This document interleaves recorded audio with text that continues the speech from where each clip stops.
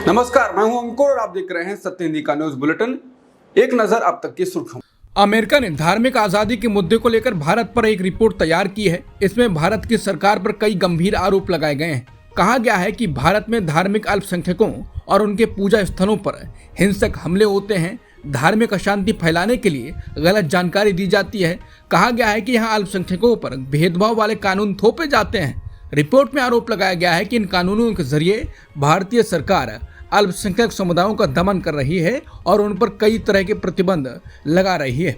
Report में मुस्लिम वक्फ संशोधन bill, CAA, समान नागरिक संहिता यानी UCC, राज्यों में धर्मांतरण का विरोध और गोहत्या विरोधी कानून का जिक्र किया गया है। साथ ही कहा गया है कि इन कानूनों का मकसद भारत में अल्पसंख्यकों को टारगेट करना और उन्हें मताधिकार से वंचित रखना है। रिपोर्ट में कहा गया है कि भारत में धार्मिक आज़ादी की हालत 2024 में लगातार बदतर होती जा रही है। खासकर देश में राष्ट्रीय चुनाव होने से पहले और तुरंत बाद के महीनों में लोगों को मारा गया, पीटा गया और लिंचिंग की गई। धार्मिक नेताओं को मनमाने ढंग से गिरफ्तार किया गया, घरों और पूजा स्थलों को ध्वस्त कर दिया गया। ये घटनाएं धार्मिक आज़ादी का गंभीर उल्लंघन है।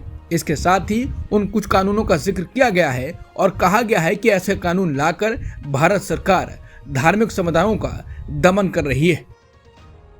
अमेरिकी आयोग की रिपोर्ट में माइनॉरिटी की धार्मिक आजादी को लेकर भारत सरकार को घेरा ही है। इसके साथ ही ये भी कहा गया है कि अगर कोई धार्मिक स्वतंत्रता के उल्लंघन को उजागर करता है तो भारत के अधिकारी उन लोगों को उचित प्रक्रिया के बिना मनमाने ढंग से हिरासत में ले लेते हैं। जिसको हिरासत में लिया गया है उनमें धार्मिक नेता, पत्रकार और मानवाधिकार कार्यकर्ता भी शामिल हैं। कुछ केसों में उन्हें सालों तक हिरासत में रखा गया। इसके साथ ही CAA, NRC को लेकर भी अलग से टिप्पणियां की गई हैं और रिपोर्ट में लिखा गया है कि मानवाधिकार की वकालत करने वाले लोगों का तर्क है कि NRC और CAA मिलकर भारत सरकार को उन लोगों को निष्कासित करने की अनुमति दे देगा जिन्हें वो गैर नागरिक ठहराएंगे। इससे देश की मुस्लिम आबादी के लिए विशेष खतरा पैदा होता है।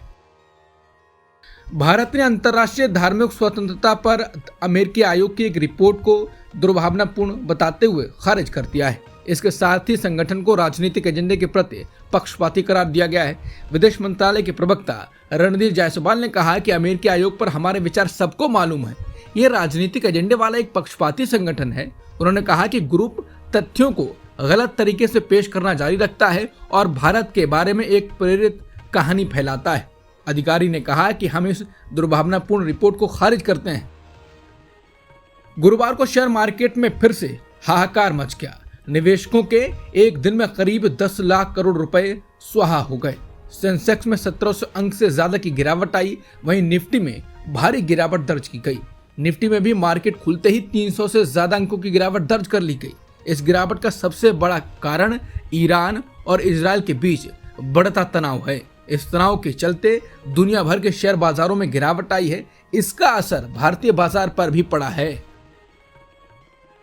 हरियाणा में चुनाव प्रचार के आखिरी दिन बीजेपी को बड़ा झटका लगा है। पूर्व सांसद और दलित नेता अशोक तंवर ने कांग्रेस में वापसी कर ली है। महेंद्रगढ़ के चुनावी रैली के दौरान राहुल गांधी की मौजूदगी में उन्होंने पार्टी में वापसी की। इस मौके पर पूर्व CM भूपेंद्र सिंह हुड्डा भी मौजूद रहे। कल तक उन्होंने बीजेपी का प्रचार किया था, लेकिन आज वो राहुल गांधी की मौजूदगी में कांग्रेस पार्टी में शामिल हो गए। बता दें, अशोक तंवर पहले कांग्रेस पार्टी के ही नेता थे। वो लोकसभा चुनाव से पहले बीजेपी में शामिल हुए थे और बीजेपी ने उन्हें शैलजा के खिलाफ सिरसा से चुनाव मैदान में उतारा था। द इंडियन एक्सप्रेस से बातचीत में अशोक तंवर ने कहा कि आज 5 साल बाद वो वापस कांग्रेस में शामिल हुए हैं। उन्होंने कहा कि आज से 5 साल पहले ठीक इसी दिन उन्होंने कांग्रेस पार्टी छोड़ी थी। उन्होंने बताया कि कांग्रेस छोड़ने के बाद भी वो पार्टी के कई नेताओं के संपर्क में थे। जो भी हुआ वो इतिहास बन चुका है। जो बीत गई सो बात गई। तंवर ने कहा कि अब वो और पूरी कांग्रेस हरियाणा को नंबर 1 स्टेट बनाने के लिए काम करेगी। बता दें, अशोक तंवर दलित समाज से आते हैं।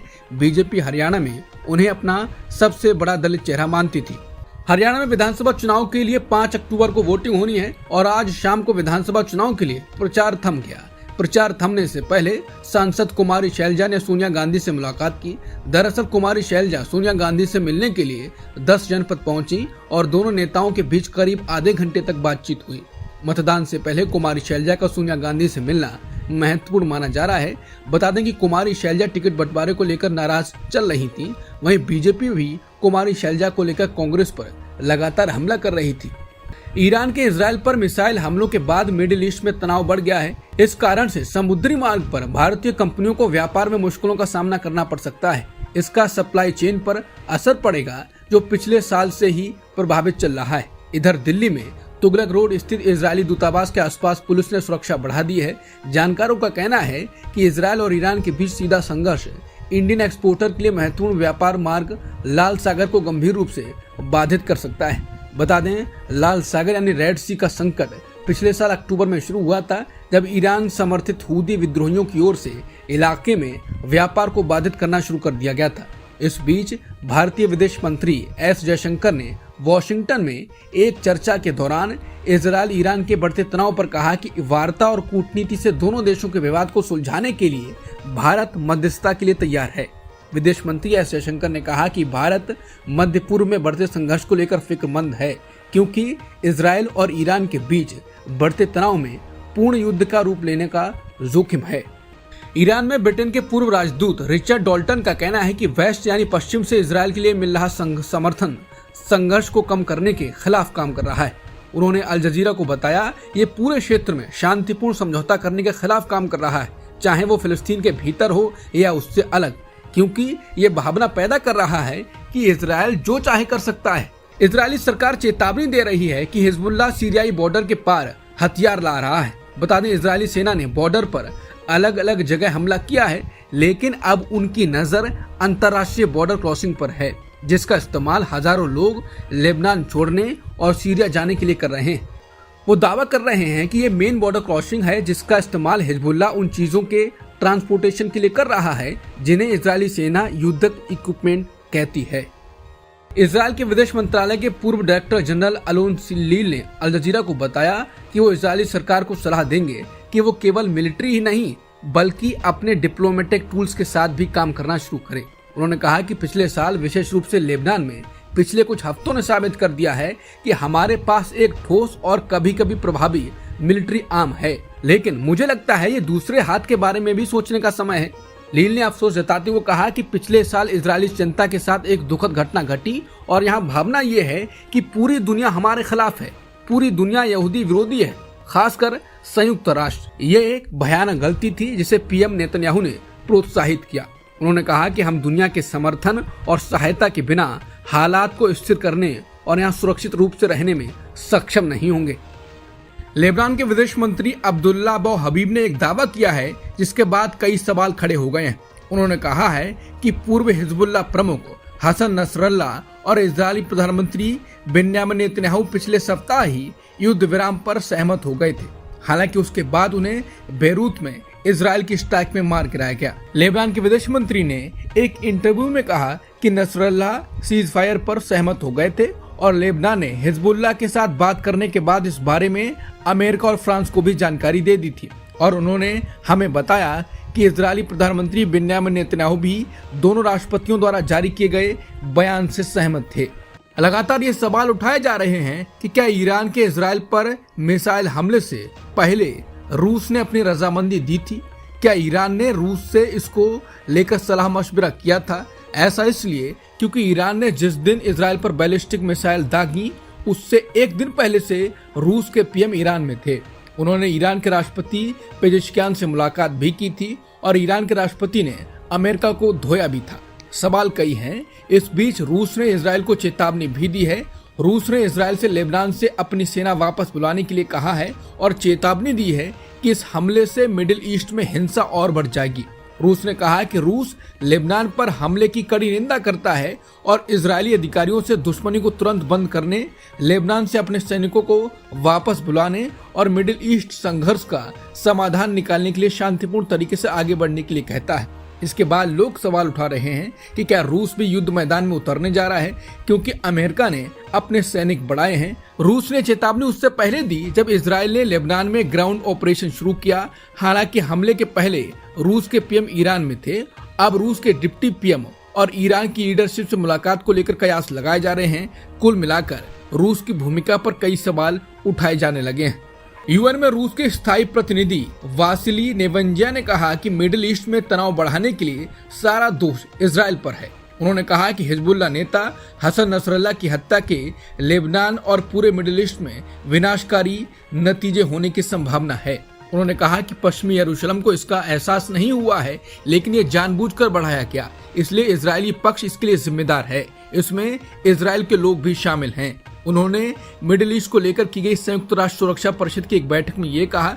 उन्होंने बैठक में कहा कि इजराइल को रुकने के लिए बाध्य करना चाहिए। इसके साथ ही उन्होंने ईरान का समर्थन किया और कहा कि हमें तेहरान के संकेत पर ध्यान देना चाहिए कि वो टकराव को और अधिक बढ़ाने के लिए तैयार नहीं है। अमेरिकी राष्ट्रपति जो बाइडेन ने बुधवार को कहा कि वो तेहरान द्वारा इजराइल पर मिसाइल हमलों के जवाब में ईरान के ऑयल स्टेशंस और न्यूक्लियर फैसिलिटीज पर हमले करने की इजराइल की कथित योजनाओं का विरोध करता है।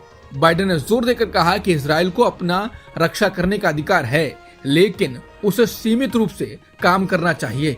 लेबनान की राजधानी बेरूत में इजरायली हमलों में 6 लोगों की मौत हो गई और 8 लोग घायल हो गए। इजरायली सेना का कहना है कि उसने बेरूत में निशाना लगाकर हमले किए। इस बीच लेबनान में इजरायली हवाई हमलों में अमेरिकी नागरिक की मौत हो गई। 56 साल के कामेल अहमद जवाद अमेरिका के मिशिगन के रहने वाले हैं। वो अपनी बुजुर्ग माँ की देखभाल के लिए लेबनान में थे। बांग्लादेश की अंतरिम सरकार ने भारत में अपने हाई कमिश्नर समेत 5 देशों से अपने राजनयिक वापस बुला लिए हैं। इन्हें ढाका वापस आने को कहा गया है। भारत के अलावा ऑस्ट्रेलिया, बेल्जियम, पुर्तगाल और संयुक्त राष्ट्र से राजनयिकों को वापस बुला लिया गया है। सुप्रीम कोर्ट ने मद्रास हाई कोर्ट के पिछले आदेश पर रोक लगाकर जग्गी वासुदेव की ईशा फाउंडेशन को राहत दे दी है। हाई कोर्ट के फैसले में संगठन के खिलाफ आरोपों की पुलिस जांच अनिवार्य थी, लेकिन सुप्रीम कोर्ट ने ईशा फाउंडेशन के खिलाफ पुलिस जांच के आदेश पर रोक लगा दी है। इस मामले की सुनवाई 18 अक्टूबर को होगी।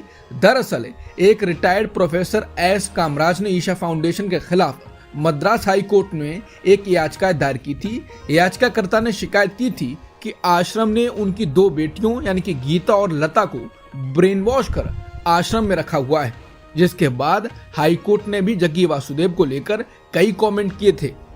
सुप्रीम कोर्ट ने गुरुवार को साल 1998 में हुई बिहार के पूर्व मंत्री ब्रिज बिहारी प्रसाद की हत्या के मामले में फैसला सुनाया है। अदालत ने इस मामले में 2 अभियुक्तों को दोषी ठहराया और इन्हें उम्र कैद की सजा सुनाई गई। दोषियों में से एक पूर्व विधायक मुन्ना शुक्ला हैं, वहीं पूर्व सांसद सूरज भान सिंह को बरी कर दिया गया है। इस मामले में जस्टिस संजीव खन्ना, जस्टिस संजय कुमार और जस्टिस आर महादेवन की बेंच ने फैसला सुनाया। इससे पहले पटना हाई कोर्ट ने सभी 8 आरोपियों को बरी कर दिया था। अब तक की सुर्खियों में इतना ही। बाकी खबरों के लिए बने रहिए सत्यहिंदी.com के साथ।